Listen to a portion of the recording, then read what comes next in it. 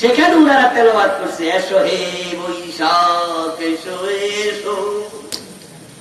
এটা হলো আমাদের রবীন্দ্রনাথ ঠাকুরের লেখা একটি কবিতা। আচ্ছা, এই যে বাংলা নববর্ষ, এটা কি হিন্দুরা চালু করছিল? দেখি রংপুরের কেউ জানেন কিনা বাংলা নববর্ষ চালু করছে কে, বলতে পারবেন? সম্রাট আকবর। মাশাআল্লাহ, অনেকেই জানে, অনেকেই জানে। শিক্ষার দিক থেকে উত্তরবঙ্গ পিছিয়ে নাই, বোঝা গেল আলহামদুলিল্লাহ অনেক আগাইছে। সম্রাট আকবর কি হিন্দুর সন্তান? খ্রিস্টান? তাহলে বাংলা নববর্ষ তিনি চালু করলে নববর্ষের পহেলা দিন উদযাপন, এটা হিন্দুয়ানি সংস্কৃতিতে কেন হবে? এটা ইসলাম মেনে হওয়ার কথা। মুসলমানের সব কাজ কার নাম দিয়ে শুরু হবে? জোরে বলতে হবে, কার নামে? খাইতে কার নাম? ঘুমাইতে কার নাম? গাড়িতে উঠতে কার নাম? টয়লেটে ঢুকতে কার নাম? ইভেন স্বামী যখন স্ত্রীর বিছানায় যাবে তখনও আল্লাহর নাম আছে না নাই? আল্লাহুম্মা জান্নিবনা শাইতান ওয়া জান্নিবিশ শাইতানা মিম্মা রাযাকতানা। আল্লাহর নাম ছাড়া মুসলমানের কোনো কাজ করা জায়েজই না, শুদ্ধই না, যদি করে বরকতহীন হয়ে যায়। কিন্তু পয়লায় বৈশাখ মুসলমান চালু করলো, অনুষ্ঠান শুরু হলো রবীন্দ্রনাথের সঙ্গীত দিয়ে। আচ্ছা করলো, হাতে হাতে অ্যান্ড্রয়েড সেট আছে আপনাদের, এসো হে বৈশাখ এসো এসো, গুগলে গিয়ে লেখেন রবীন্দ্রনাথের, দেখবেন পুরাটা গান কবিতা আসবে। কয়েক লাইন পরে দেখবেন সেখানে আছে অগ্নি স্নানে সূচি হোক ধরা। বৈশাখে ডাকতে ডাকতে বলতেছে অগ্নি স্নানে সূচি হোক ধরা। ধরা মানে পৃথিবী, স্নান মানে গোসল, অগ্নি মানে আগুন।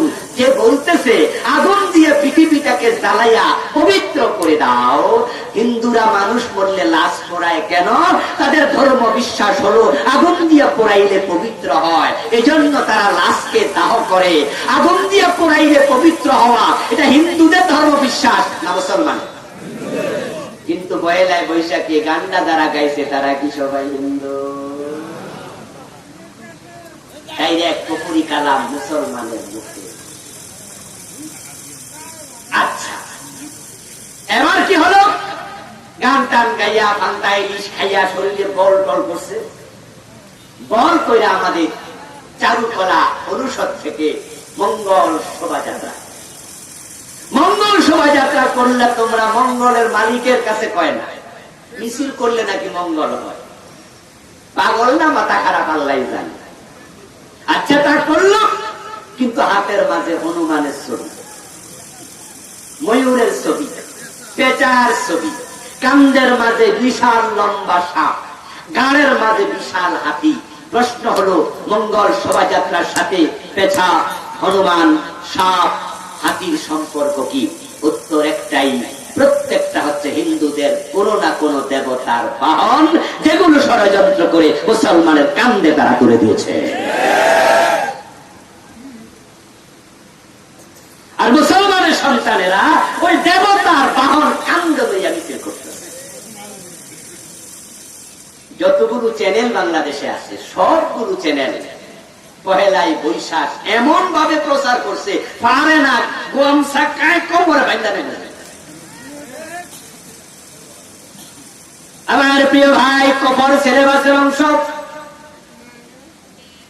2023 সনের জানুয়ারির 1 তারিখে বই উৎসব হলো। হাতের মাঝে বই আসলো, দেখি ক্লাস 6 এর বইয়ের মাঝে বিবর্তন বা ঢুকাইয়া দিছে, ছবি আইকা দিছে, মানুষ নাকি এক সময় বানর ছিল। আপনাদের মনে আছে না নাই? মনে আছে? আচ্ছা, মানুষের প্রথম ব্যক্তি কি বানর না আদম? আদম প্রথম মানুষ, এ নিয়ে কোরআনে আলোচনা আছে না নাই? যদি কেউ মনে করে না আদম না বানর ছিল, ঈমান আছে না গেছে? এটা সিলেবাসে দিতে। ষড়যন্ত্র কাকে বলে? ঈমান গোড়া দিয়ে কেটে, আর তারাই নাকি জান্নাতের আশা করছে।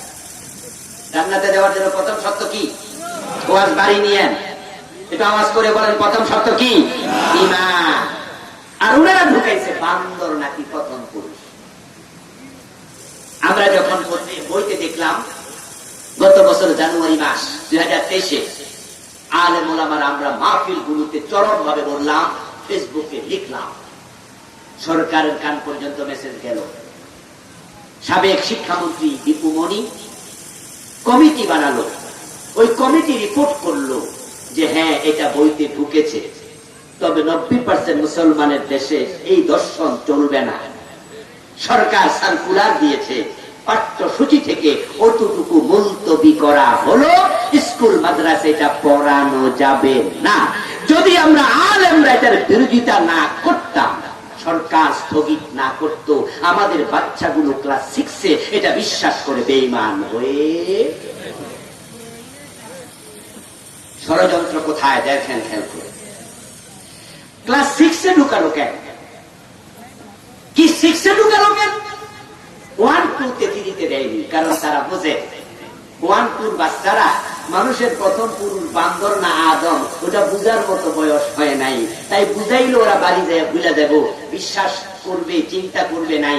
আবার যখন ইন্টারমিডিয়েট ডিগ্রি ওখানে পড়াইলে বলবে স্যার আপনার বাপ বান্দর, আমার বাপ না, মানবে না। এই জন্য এমন ক্লাসে দিচ্ছে, বিরোধিতাও করে না, আবার অবুঝো না। তারা হয়তো বুঝবে যে এটাই সত্য। তাই ষড়যন্ত্র শিকড় অনেক। আচ্ছা, 2024 সাল আরেক প্রকল্প ঢুকে গেছে। ইমান নিয়ে মরবেন, এটা আলোচনা আমার না, জান্নাত পাবেন না। সজাগ থাকবেন, চোখ কান খোলা রাখবেন, কোন দিকে যাচ্ছে কি বুঝবেন, প্রয়োজনে পক্ষ নেবেন, প্রয়োজনে প্রতিবাদ করবেন। 2024 আসলো, হঠাৎ করে দেখি ক্লাস 7-এর বইতে ঢুকেছে ট্রান্সজেন্ডার, শরীফার গল্প। এটা আরেক কফর। কোন একজন মেয়ে হঠাৎ করে তাকে ছেলে দাবি করবে, কোন একজন ছেলে তাকে হঠাৎ করে মেয়ে দাবি করবে, রাষ্ট্র নাকি সেটাই করবে, আইন প্রণয়ন করা হবে। আস্তে আস্তে সেদিকে নেয়ার জন্য ট্রান্সজেন্ডার চালু করে দিয়েছে। বলুন তো, পুরুষ মানুষ নিজেকে মেয়ে দাবি করা দূরের কথা, পুরুষ কি মেয়ের পোশাক পরার অধিকার ইসলামে আছে?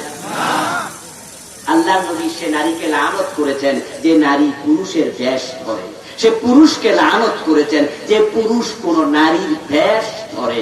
যেখানে পোশাক পরাই উল্টাটা জায়েজ নাই, সেখানে বেড়া নাকি কইয়াই দিবা আমি বেরি। শিরিক আপনার সিলেবাসের অংশ। হিন্দুদের দুর্গা পূজা যখন আসে, প্রায় চ্যানেলগুলোতে দেখবেন আমাদের বইয়ের ভিতর অলরেডি ঢুকিয়ে দিচ্ছে স্লোগান, ধর্ম যার যার, উৎসব সবার। আচ্ছা, এই স্লোগানটাকে আপনারা শুনেছেন রংপুরের ভাইরা? এটা আল্লাহর কোরআনের পুরা উল্টা স্লোগান, ঈমান শেষ। কোরআনের স্লোগান হচ্ছে লাকুম দীনুকুম ওয়ালিয়া দীন। এই আয়াত আপনারা সবাই পারেন। আচ্ছা, এই আয়াতের অর্থ কি? অর্থ হলো তোমার ধর্ম তোমার, আমার ধর্ম আমার। আচ্ছা, দুইটা কি এক না আলাদা? প্লিজ কথা বলুন, এক না আলাদা? তো আল্লাহ কয় আলাদা, আর তুমি স্লোগান বানাইলে ধর্ম যার যার, উৎসব আজিব তো। বরং স্লোগান হবে ধর্ম যার, উৎসব। হিন্দুরা পূজা করবে, আমরা বাধা দেব না, বাধা দেয়া যাবে না। ইসলাম বলেনি বাধা দাও, ইসলাম বলেছে দাওয়াতি কাজ করো, ঠিক না? বাধা দিতে যাবেন না। বরং হিন্দুদের দেবতাদেরকে গালি দিতে পর্যন্ত কোরআনে আল্লাহ নিষেধ করেছে।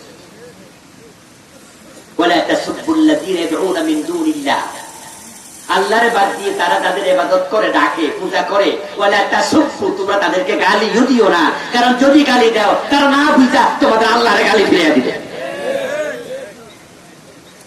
আর সেখানে আপনি মন্দিরে বাধা দেবেন, অনুমতি নাই। কিন্তু আপনি আবার তাদের পক্ষ নিতে পারবেন না। মুসলমানের সন্তান সরাসরি মূর্তি পূজার পক্ষ নেয়, ছায়া চাপাইয়া দেয় ব্যানার, পুরান ঢাকা বিশাল ব্যানার টানানো, চোখ গেল দেখি লেখা শারদীয় দুর্গা পূজার শুভেচ্ছা, নিচে লেখা আল্লাহ আব্দুল কাদের কাউন্সিলর, এত নাম্বার 1। আমি জিব্বায় কামড় দিলাম যে আরে কি কইছে, নিজে বোঝে না, কি যে বোঝে না এটাও বোঝে না। এই যে তুমি শারদীয় দুর্গা পূজার শুভেচ্ছা দিলা হিন্দুদের কয়টা ভোট পাওয়ার জন্য, তোমার নামের আগে আল্লাহ লেখা আছে। দোস্ত, যদি মূর্তি পূজাকে সাপোর্ট করো তুমিও তো মুশরিক হয়ে যাবে, ঠিক না? মূর্তি পূজা যেমন শিরক, এটাকে প্রমোট করাও শিরক থেকে বাঁচুন, কুফর থেকে বাঁচুন, নিফাক থেকে বাঁচুন।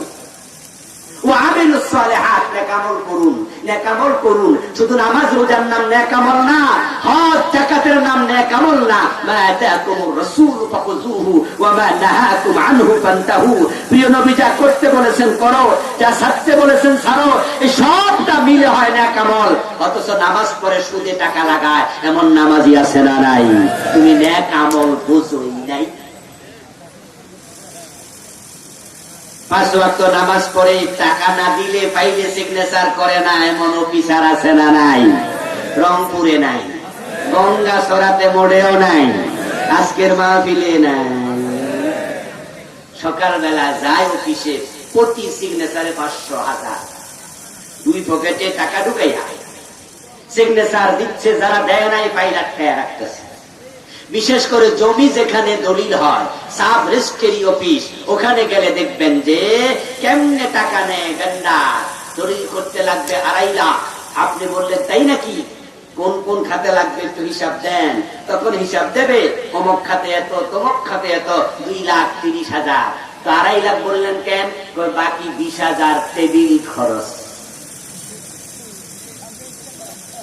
ওইটার কোনো বাউসার নাই, ওইটা টেবিলে টেবিলে দিতে হবে। এবং বলেন টেবিল ঘোষ খায় না টেবিলওয়ালা খায়? সেখানে টেবিলওয়ালা সব কি হিন্দু, বৌদ্ধ, সব নামাজি? না, নামাজি দাড়িওয়ালা। ও সিগনেচার দিছে টাকা পকেটে, 2 পকেট ভর্তি। আজান হয়েছে, মসজিদে খাড়াইছে, আল্লাহু আকবার বইলা ইয়াকা না'বুদু ওয়া ইয়াকা নাস্তাঈন। আল্লাহ আমি তোমার গোলাম। আল্লাহ তো তাই নাকি? পকেটে এগুলো কি? এই সিটিং বাস গোলাম বাটফার।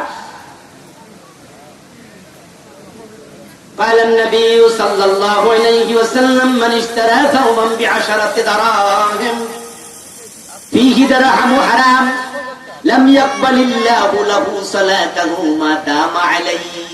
প্রিয় নবীজি বললেন, যে ব্যক্তি 10 দিরহাম দিয়ে একটি কাপড় কিনলো, 9 দিরহাম হালাল, 1 দিরহাম হারাম ঢুকেছে, ওই কাপড় পরে যতই নামাজ পড়ুক 1 রাকাত আর কবুল হবে না। সুদে টাকা লাগায়া মসজিদে ইমামের পিছনে দাঁড়ায়া জান্নাত স্বপ্ন দেখো, মুসের মাঝে তেল দাও, জান্নাতে কাঁঠাল খাবে, কষ্ট যেন না লাগে। অথচ দোস্ত তুমি ইবাদত বুঝো নাই, নেক আমল বুঝো নাই। আমার নবী বলে, মান আকালা দিরহামান রিবা ওয়া হুয়া ইয়ালাম আন্নাহু আশাদ্দু মিন 36 জিনা। যে ব্যক্তি জেনে শুনে 1 টাকা সুদ খায়, তার আমল নামায় 36 বার জিনার গুনাহ লিখে দেয়া হয়। কয়বার? 1 টাকা সুদ খেলে 36 বার জিনা, 100 টাকা সুদ খেলে 3600 বার জিনা, 1000 টাকা সুদ খেলে 36,000 বার জিনা। জীবনে 36,000 বার জিনা ব্যভিচার কোন পতিতাও করার বয়স পায় না। আর আপনি বড় দাঁড়িয়ে একটা হুজুরের পিছনে খাড়াইয়া 1000 টাকা সুদ খাইছেন, আপনি পতিতার চেয়ে আরো নিচে নেমে গেছেন। কিসের জান্নাত খোঁজেন? সুদ খেলে 73 গুনাহ। আইসারুহা আইয়ানকিহার রাজুলু উম্মা, সবচেয়ে ছোটটা নিজের মাকে বিয়ে করা, মার সাথে জিনা করা। কিসের জান্নাত খোঁজেন? 5 ওয়াক্ত নামাজ পড়েন, ওজন দাম বাড়াইয়া দিছেন। রমজান আসার আগে দ্রব্য মূল্য বেড়ে যায়, গরিবের পকেট কাটে। ব্যবসা করছে, ওজনে কম দেয়, মালে বেতাল দেয়, আর তুমি জান্নাত খুঁজছো। ফাওয়াইলুল লিল মুতাফফিফিন ওয়াইলুল লিল মুতাফফিফিন আল্লাযীনা ইযা ইক্তালু আলান নাসি ইস্তাওফুন ওয়া ইযা কালুহুম আও ওয়াসানুহুম ইউখসিরুন। ওয়াইল দুজক সে ব্যবসায়ীর জন্য যে মানুষকে কম দেয় ওজনে। ওয়াইল মানে কি? ওয়াদিন ফি জাহান্নাম ইয়াহদি ফিহিল কাফির 40 খরিফা ক্বাবলা আন ইয়াবলাগা কারা। রাওয়াহু তিরমিজি। প্রিয় নবীজি বলেন, ওয়াইল হচ্ছে জাহান্নামের ওই গর্ত যাতে কাফেরকে, জাহান্নামীকে ফেলে দিলে তলায় যেতে 40 বছর লাগবে। ওজনে যারা কম দিচ্ছেন, মানুষকে ঠকাচ্ছেন, ধোঁকাবাজি করছেন, এটা বলছে 1 নাম্বারটা আসেনি, আপনি কোন আছে? আরে ভাই বলেন কি, আমি তো 1 নাম্বার ছাড়া বেশি না, অথচ রাতে আপনি 2 নাম্বার বানাইছেন। দরজা বন্ধ কইরা 2 নাম্বার 3 নাম্বার মিশাই 1 নাম্বার করে চালায়। এ চাইলো কি, আপনি দিলেন কি? মান খাদা ফালাইসা মিন্না, প্রিয় নবীর হাদিস, যে মানুষকে ধোঁকা দেয় সে আমার উম্মত না। কিসের জান্নাত করে? এজন্য আসল প্রিয় ভাইরা, ওয়াজ কি বেশি একটু করা হয়ে গেছে? আসলে ইসলাম এটাই তো, স্বল্পে তুষ্ট হন। আপনি যদি মনে মনে ভাবেন যে আপনি দেশের প্রেসিডেন্ট, আসলে কি মনে মনে ভাবলেই কি নিজে প্রেসিডেন্ট হওয়া যায়? আপনি যদি মনে মনে ভাবেন আপনি জান্নাতি, অথচ আপনি হারাম খান, গোশ খান, বেনামাজি, মনে মনে ভাবলেই কি জান্নাত পাওয়া যায়? এই জন্য ইসলামটাকে বুঝতে হবে। আল্লাহ তাআলা, আমি যিনি বললাম, যারা আমরা শুনলাম, সকল ঈমান আমলের যত্ন নিয়ে দুনিয়ায় বেঁচে থেকে কালেমা পড়তে পড়তে মরার তৌফিক দাও, বলেন আমিন।